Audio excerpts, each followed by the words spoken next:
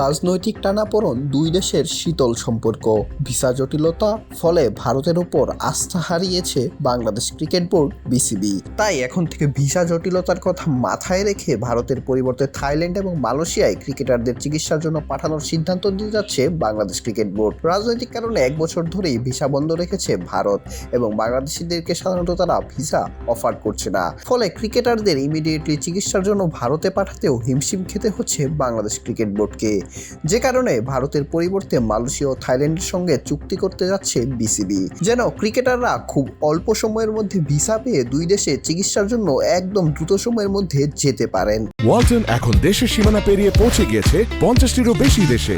ওয়ালটন, ঘরে ঘরে বিশ্বজুড়ে।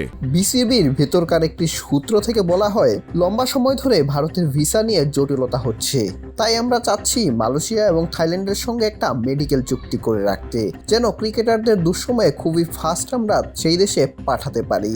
এই বিষয়টি নিয়ে আমাদের মধ্যে আলোচনা হচ্ছে। ভারত নির্ভরতা কমাতে আমরা যেন এই সিদ্ধান্তটা নিতে পারি। আশা করছি দিন কয়েকের ভেতর বিষয়টি চূড়ান্ত হয়ে যাবে। বর্তমান সময়ের কথা বললে প্রায় 2 মাসেরও অধিক সময় লেগে যাচ্ছে ক্রিকেটারদের মেডিকেল ভিসা পেতে, আর সাধারণ মানুষের পক্ষে তো সেটা আরও বেশি। তাছাড়া বিসিবির চিকিৎসক ও ফিজিওদের জন্য মালয়েশিয়া ও থাইল্যান্ডে গিয়ে ওয়ার্কশপের ব্যবস্থা করারও চিন্তা ভাবনা রয়েছে বিসিবির। হয়তো সিদ্ধান্তটি বাস্তবায়ন হলে বিসিবির চিকিৎসক, ফিজিও থেকে শুরু করে সাধারণ ক্রিকেটাররাও উপকৃত হবে। অঙ্কুর গমেশ, বিডি আর্কাইভ স্পোর্টস।